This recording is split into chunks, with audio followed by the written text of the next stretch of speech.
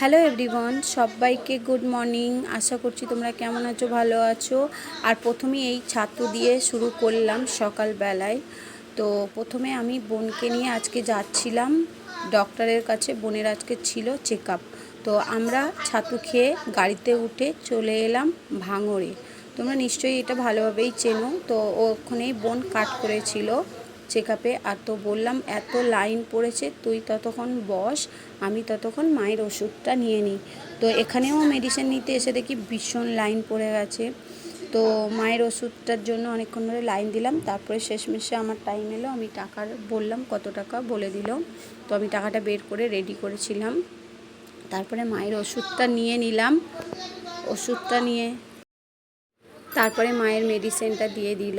তারপরে আমি মেডিসিনটা নিয়ে আবার চলে গেলাম বোনের কাছে। তারপরে দেখি এখনও ভীষণ ভিড় আর লাইন দিয়ে দাঁড়াতে হচ্ছে।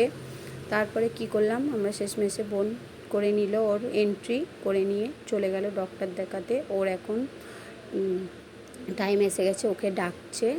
তো 5 নম্বর ঘরে প্রথমেই গেল। তারপরে এখন কত নম্বর ঘরে পাঠাবে তার ঠিক নেই। এক এক করে এই ঘর ওই ঘর করছি, ছোটাছুটি করছি। আর আমার খুব জোরে খিদে পেয়ে গেছে। তারপরে চলে গেছি দিদির ওখানে। দিদি যেখানে খাবারের জন্য আয়োজন করেছিল। তারপরে আমি 5 টাকার টিকিট কেটে নিলাম, নিয়ে খেতে চলে গেলাম। আর খাবারে দিয়েছিল পুঁই শাক, আলু কুমড়োর ঝোল আর ডাল আর একটা ডিম সিদ্ধ। না, খেয়ে দেখলাম ভালোই টেস্ট ছিল। আমার এরকম খাবার খেতে খুবই ভালো লাগে। তারপরে খাওয়া শুরু করে দিলাম, আমার খুব জোরে খিদে পেয়ে গেছিলো। তারপরে কী করলাম, খাওয়ার পরে বোন দেখি না বেরিয়ে আমাকে খুঁজছিল। তারপরে হয়ে যাওয়ার পরে আমরা বাড়িতে ফিরে এলাম। তো পুরো ব্লগটা তোমাদের সঙ্গে শেয়ার করলাম। তোমাদের যদি ভালো লেগে থাকে তোমরা অবশ্যই একটা লাইক কমেন্ট শেয়ার অবশ্যই করো। আবার বোনের ডেট দিয়েছে 15 তারিখে, আবার বোন আসবে। চলো টাটা।